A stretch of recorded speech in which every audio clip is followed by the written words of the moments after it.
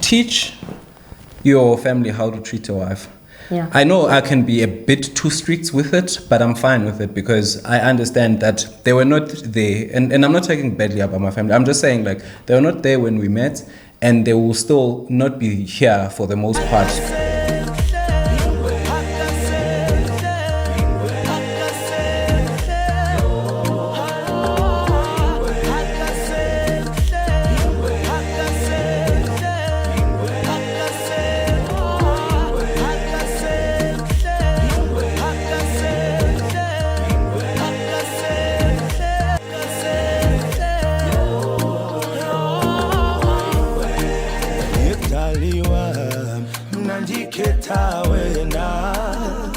Hi EleneFam. What's up, elenemfam? Welcome back to another video. So today we are sharing my journey of Ukotiza without a baby, while pregnant, and with a baby. My name is Letho, also known as Akuma, and thank you so much to our returning subscribers. And if this is your first time on our channel, don't forget to click on the subscribe button and join the EleneFam. Also, do check out the description box. We have left our social media pages. Also, do send us an email if you want to collaborate with us. Our email address is elenemfam@gmail.com. And that's right here, this handsome man is my husband. Waffles. Okay. Ice cream. Well, yeah. What's happening, EleneFam? My name is Mr. Cham. In fact, my name is Mbulelo, also known as Mr. Cham Chilata. Because I was just thinking, Letho&Mbulelo, the next thing you get here, someone is saying Mr. Cham Chilata. You're like, okay, where's Mbulelo? Yeah. So my name is Mbulelo, also known as Mr. Cham Chilata, also known as Mr. Cham Child of God. People change, but not God. Amen. And then how does it continue? Captain of the winning team. Huh? Captain of the winning team, man of integrity from the highest towers of society, the principal of principles. Mr. DJ, what you play my song? My life is a disaster, Mama John and the Rasteli Pete, pastor, also known as Omkuluwa Wabakuluwa. Oh yeah. Omkulu wabakuluwa abakulu abakulela kamkhulu noma khulu kwasokhulu, also known as Ibuda and Ijan of the Bafondings, Ihrotman of the Makotis, Abuti Tolagayi, Sorry Khan Tolagala, also known as My mom is a DJ. No. So yeah, guys, thank you so much, man, for the support in our Eastern Cape vlogs. You guys love that kind of content. Yes. We even, at some point, we even considered actually moving down to the Eastern Cape, but then we thought, hey, EleneFam, maybe this is a trap. We go and move there, and then they don't watch the vlogs anymore. And then now we don't have money. But exactly, they're like, come on, yo, another one. There's Lalin. Also, babe, like there's also another group. After we posted our vlog last week, sharing about our laptop and that it's costing us 2,000 to repair it. Well, it is repaired now. Yeah. And they said they are watching the ads. Yeah. You guys are watching the ads. Thank you. Thank you so much, guys. You do see the difference. And also, it keeps us motivated to shoot more content. Yeah. So I actually would love to, if you guys can just tell us exactly what is it that you love about the Eastern Cape vlogs, because I mean, last year we did the same thing. We had about 4 parts vlog, and those vlogs like are the best performing videos. Yeah. Even the video that we like our best performing video, like that's close to 200k views. It's about Ukotiza. Yes. So please just share it with us so that we get to understand what is it exactly that you enjoy about those videos, so that, because we might not always be in the Eastern Cape, we might not always be, because that's just a portion of our lives. Yeah. But if we get to understand what is it that you enjoy about that content, maybe we can take some elements and then put it in our daily vlogs. Yes. You know, so that it's a win-win. But yeah, Martha said without wasting any more time. Yeah, any more first time. First time around, my first time going to the Eastern Cape, my first time going there is Makoti as well. It was very nerve-wracking, I won't lie. Firstly, because of the language, I did share that. Like, we Eastern Cape vlog, it's our first one that we showed, the one that my husband was talking about.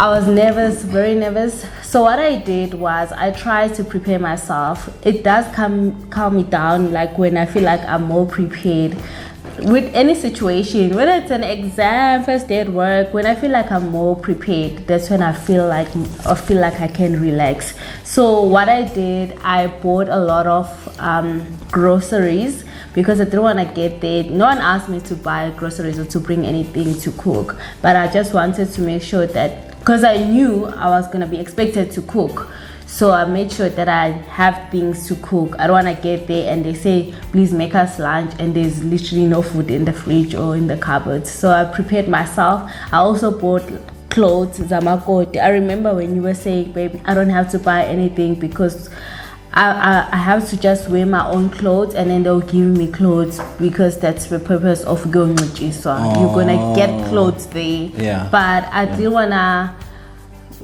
get there and not have impahla zamakoti. So I literally bought clothes zamakoti so that I am more prepared. I got there, in my head I was thinking I'm gonna be this amazing Makoti who wakes up early, who cooks every day, and who cooks proper food. Because when I was buying groceries, I had planned to cook like cream spinach with butternuts and chakalaka, cream sam. So yeah, when I got there, I realized it was not really practical because of everything that was happening. Yeah, and what else? Like, my experience also made me realize, like when I got there, what I was doing, Mina, like in terms of going all out, was not really something that they were expecting. They just wanted me to be me, and the things that I was doing to impress them. For instance, I made as a snack, I made a fruit salad with yogurt because I had bought that, and they just wanted tea. And sometimes, like, you be going all out, they just want you to do the most simple thing. So it's like a love language. Yeah, so it's like a love language. So it's because I mean, you could be doing the most, and giving someone gifts, and they just want quality time. Yeah, and you could easily get frustrated because of that, where you are doing the most, like you really are grinding, like you do this thing every day, and they are just not receiving it the way you are expecting them to receive it. Yeah. So in terms of like after that whole experience, what lesson would you say that you learned then? I would say don't put pressure on yourself, especially if you're going there for the first time. Your in-laws will sort of tell you what they expect from you once you get there. I remember there was even a day when I woke up at 4 a.m. and I woke everyone up to check. I think around 5, I went there to knock. Do you guys need tea? They're like, yo, Ukotiza vukile. So don't put too much pressure on yourself. I would still say prepare. Buy groceries if you can. Also, like, buy the Makoti outfit if you can. But in terms of like what to cook when you get there, you don't have to go all out. You're not there you're not a catering company. Like, you're not there to be a slave. They'll tell you what's expected of you. If they say wake up at 6, you can wake up at 6. You don't have to wake up at 4 a.m. Yeah. And I think it's also important to read the room and understand that families are different. So the fact that you've heard Gutwa before or whatever in like from the other family in the other families, it doesn't mean that this family that you are going into is like that. So it's very important that you try and check and sort of, but at least I think you need to preempt certain things, and then if they don't go according to that, then you can sort of adjust, as opposed to let's say you just sleep and then wait for them, they like to wake you up like at 8 o'clock. Kanti, like, at least you must have a bit of an idea. And the reason why we're also doing this video is because it's always been a matter of people asking us, like, on Instagram, where they're like, I'm going now, me and my boyfriend, we're getting married, and I'm getting married into a Xhosa family, and I'm not Xhosa, all those kind of things, and how was the experience. So it's really just to share.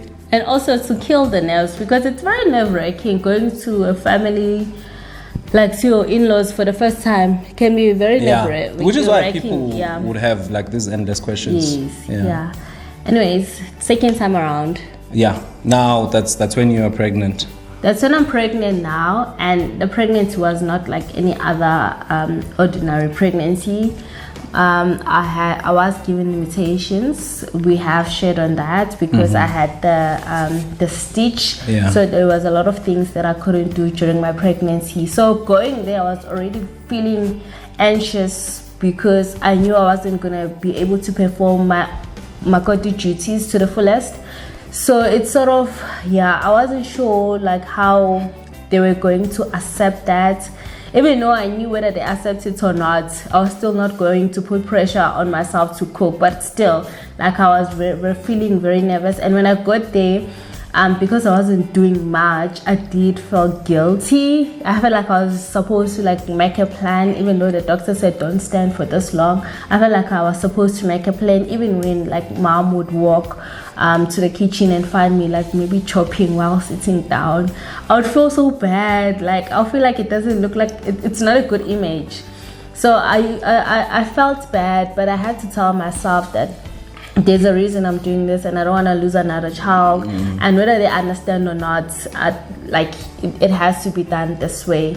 And in fact, it was pressure that I was putting on myself, because literally you thought I would walk like njalo my figure, yo Makoti, go and lie down, hambo phumla ngoku, yo Makoti usuvukile, literally at 7, Makoti usuvukile, no, go back to sleep. Because I think they were also scared of me losing another child, so they understood. And there was even a time where I was cramping at night, and mama the following day said I mustn't do anything. And even though she's the one who said I must not do anything, I still felt guilty. I felt like I was supposed to be doing more.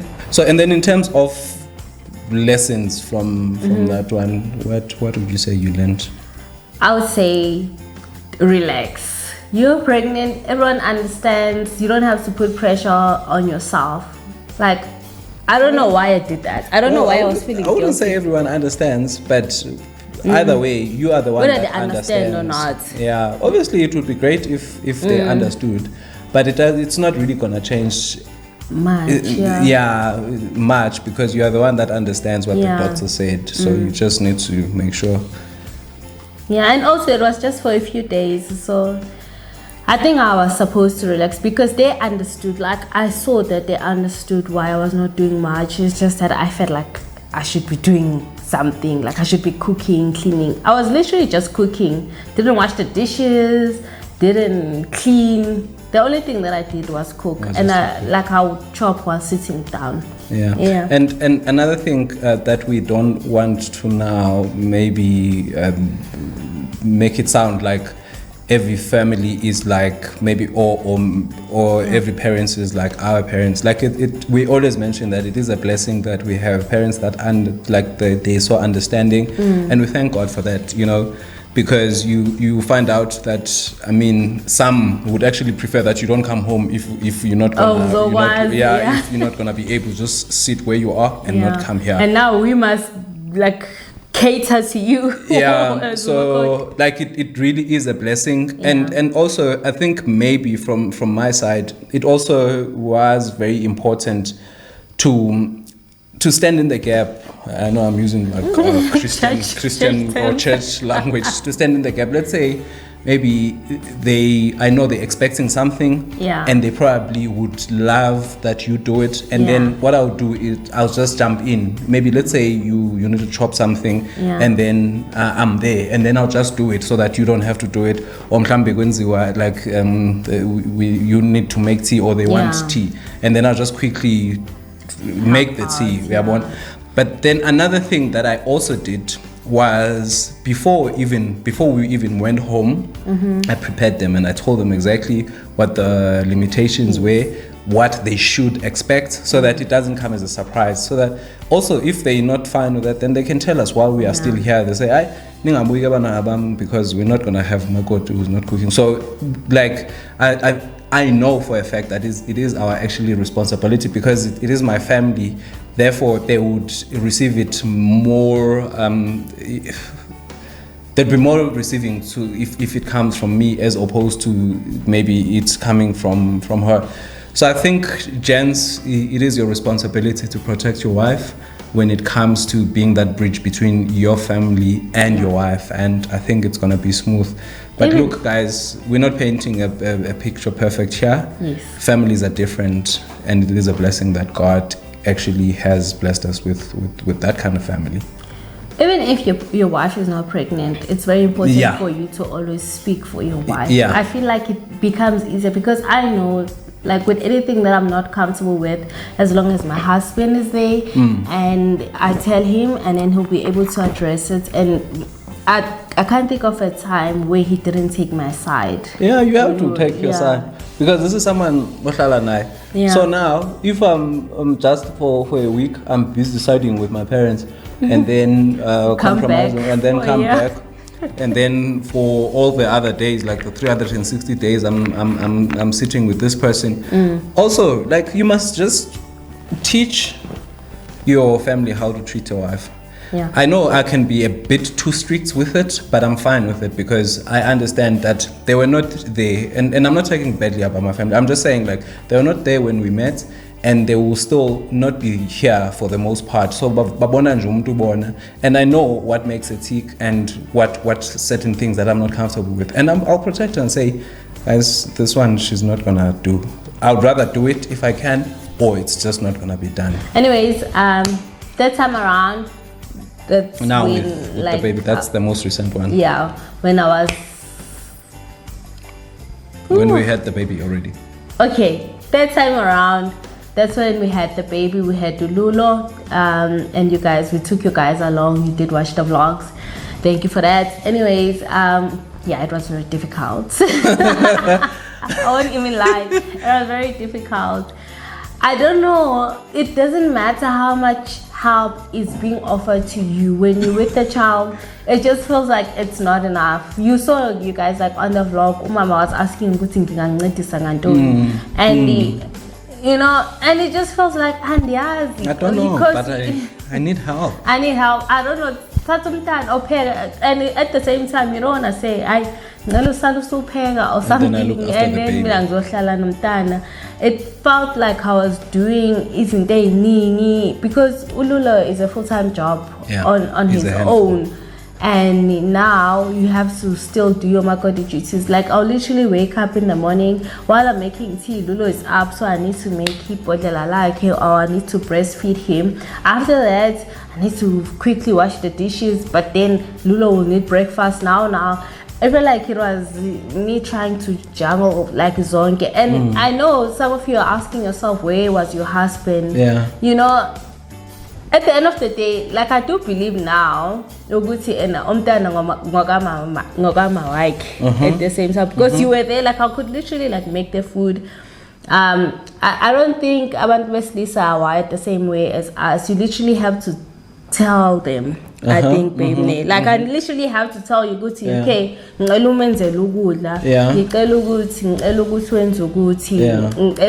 please do this, and you'll say yes. Honestly, you'll say yes, but it will still like be at the back of my mind. So what's next for Lulu?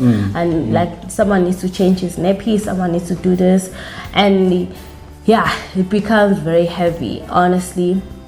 And one thing I did though was, like, when I was preparing to go home, I made sure when I buy food, I buy chopped vegetables. I make things easier for myself. I didn't plan to cook for Lulu. Sometimes we do feed him impurity, so we just bought a lot of purity.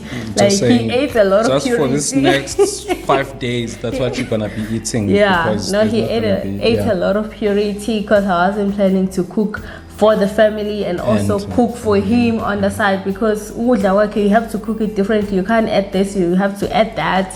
So I was like, no. I'm just gonna buy purity for him. And then for us also, unlike the first time around when I went home, I made sure I'm not planning to cook about creamy spinach. I'm not planning to cook. I just cooked simple meals, rice and chicken. And I made sure when I cook for the evening, I make enough food for tomorrow's lunch, so that I'm not worried about lunch. I don't cook twice per day. I wasn't planning to do that. I make sure I don't cook twice per day. The following day we have the same meal we had last night, and then I cook for supper. Ganjalo, guys. I tried by all means to make my life easy. Honestly, it wasn't that bad now that I think about it. It's just that it is, babe. It is though. Like it can be overwhelming because I mean, Jay sitting, looking after a baby is a full-time job, as you said, because there are things that are demanding, especially I mean at his age now, you know, he also wants to play, he wants to eat, he wants to sleep, he wants attention. And then on the other hand, you know, you are also tired, and then at night as well, he was waking up.